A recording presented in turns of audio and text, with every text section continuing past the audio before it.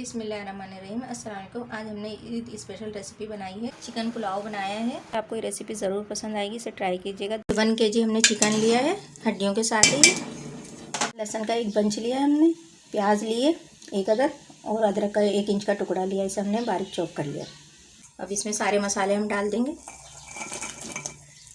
12 साबित मिर्चें लिए हैं। ½ टीस्पून हमने सौंफ लिए, जिसे हमने मोटा मोटा कूट लिया है। 1 टीस्पून हमने ज़ीरा लिया है। 1 टेबल स्पून हमने कुटी हुई मिर्चें ली हैं। तेज़ पत्ते के छोटे छोटे से 2 टुकड़े लिए हैं।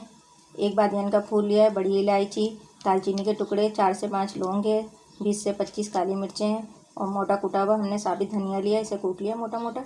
1 टेबल स्पून और नमक और चिकन पाउडर। ये ख़ास रेसिपी है, इसमें चिकन पाउडर इस्तेमाल करेंगे आप तो आपको एक अलग जायका महसूस होगा कबाब।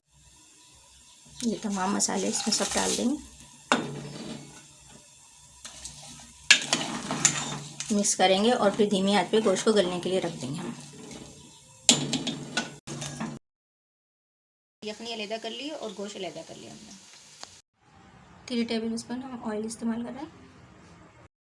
2 टेबल स्पून घी इस्तेमाल करा हमने इसमें। ये 2 मीडियम साइज़ की प्याज ली हैं, इसे गोल्डन फ्राई करेंगे।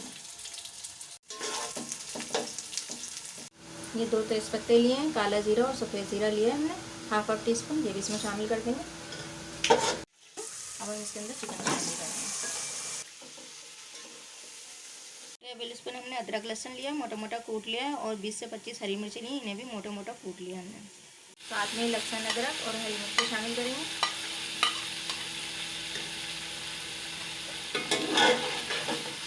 दो मीडियम साइज़ के टमाटर लिए हैं, इन्हें हमने स्लाइस में काट लिया।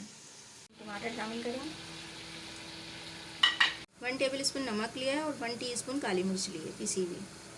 साथ ही नमक और काली मिर्च शामिल करेंगे और इसकी अच्छी तरीके से हम भुनाई करेंगे। 1 टीस्पून हमने चिकन पाउडर इस्तेमाल करा है, इससे इसका फ्लेवर बहुत ही अच्छा आएगा। आधी प्याली हमने दही लिया और उसे भी फेंट लिया है।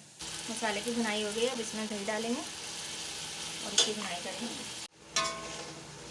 मिर्च शामिल करेंगे, इससे धनिया पुदीना, इसमें ज़रूरत के हिसाब से हम यखनी शामिल करेंगे और 250 ग्राम हमने गोल्डन राइस बासमती चावल लिए हैं और इन्हें हमने 2 घंटे भिगो के रखा हुआ था। अब इन्हें गोश्त में शामिल करेंगे।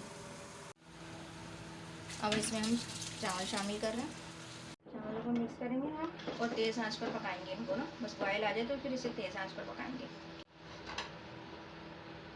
से पानी इसका खुशक हो चुका है तकरीबन, थोड़ा सा ज़रा सा है। अब हम इसे दम पे लगाया और ½ टीस्पून हमने इसमें केवड़ा एसेंस शामिल करा है और 15 मिनट के लिए हम इसे दम पे लगा देंगे।